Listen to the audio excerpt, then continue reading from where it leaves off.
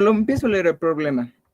Una partícula A de carga de 3 por 10 a la menos 4 coulombs está en el origen, o sea que está en el punto 0,0.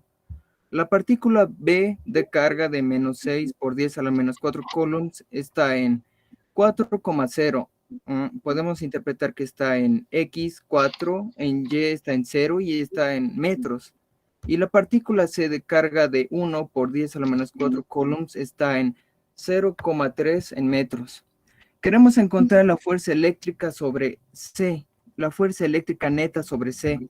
Así que empezamos con los datos primeramente y empezamos haciendo un bosquejo de las partículas, situando la carga A en el origen, como ya nos habían dicho, y la carga C que va a ser nuestro objeto para analizar debido a estas dos cargas.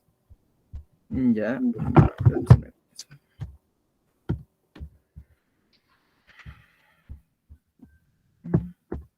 Ya, empezamos a resolver entonces el ejercicio que nos están planteando. Para resolver este ejercicio, primero vamos a empezar con el teorema de Pitágoras para encontrar este lado, que es de 5 centímetros.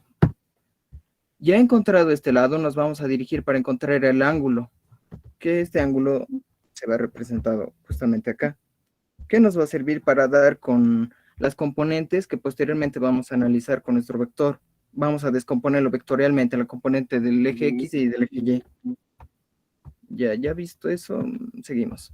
Ahora, analizamos la fuerza de A en el eje X, que es, como pueden ver, miren, aquí la fuerza se encuentra en el eje Y. No tenemos ninguna fuerza sobre el eje X, por lo tanto podemos decir que es de 0 newtons. Ahora, analizamos la fuerza de A de la partícula A sobre la partícula C en el eje Y, que sí tenemos una fuerza vectorial que está apuntando hacia arriba, por lo cual es positiva. Tenemos la constante y tenemos nuestras cargas, lo cual nos da un valor de 30 newtons para esta primera fuerza. Fuerza A en el eje X es de 0 y la fuerza de A en C en Y es de 30. Ahora nos pasamos a la fuerza de B en C, que va de la partícula B hasta la partícula C, lo cual nos da un valor de 21,6 newtons. Esta fuerza necesita ser puesta en valores de su eje X y su eje Y. Descomponer se llama eso. Sí, descomponer vectorialmente en el eje X y en el eje Y. Muy bien. Aquí, por coseno, tenemos nuestro ángulo que ya habíamos calculado, que era 36,80 grados por la tangente, cateto opuesto sobre cateto adyacente. Y para el eje Y tenemos el seno, lo cual nos va a dar una cantidad negativa, porque, como pueden ver, está apuntando hacia abajo. ¿Listo? Ahora empezamos con la sumatoria. La sumatoria de fuerzas en el eje X. Como vemos aquí, para AC es de 0, colocamos aquí 0. Para BC en el eje X tenemos una de 17,3 newtons, colocado aquí. Y para Y tenemos de 30 newtons, que va acá, y esta es negativa. Estas van a ser las sumatorias de las fuerzas para calcular la fuerza resultante. Listo, vamos al siguiente.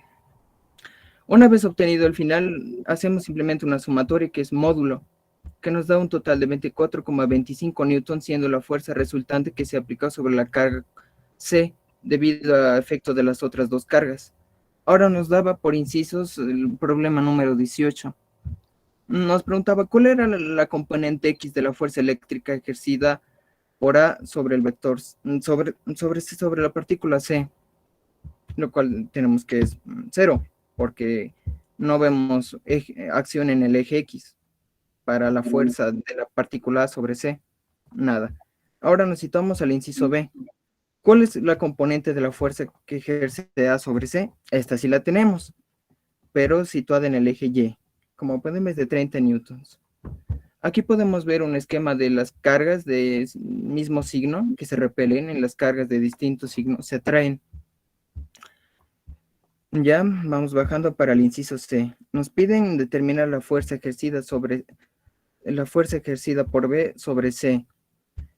Otra vez les adjunto para que puedan ver las líneas de fuerza de cada partícula. Cuando están cargas distintas se atraen, cargas distintas se repelen.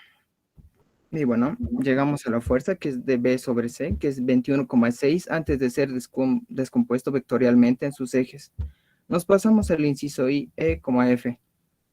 Nos piden calcular la componente X de la fuerza ejercida por B sobre C, lo cual aquí he juntado para que puedan ver nuevamente la descomposición vectorial, módulo por el coseno de A para el eje X y seno por el módulo de B para el coseno de Y. Listo, aquí como pueden ver, básicamente el problema es lo mismo, pero se ha descompuesto por incisos. Y aquí llegamos a lo mismo. Ahora nos vamos a la G. Igual nos pide sumar las componentes de X de los incisos A y D para obtener las componentes resultantes, que ya hemos hecho la sumatoria, para luego darla en el módulo y que nos dé la resultante. Y por último nos piden la dirección de la fuerza eléctrica resultante, que se obtiene con la fuerza resultante de Y con la fuerza resultante en X, que nos da un ángulo de 44,5 grados. Y la fuerza resultante continúa siendo la misma. Bueno, eso es todo.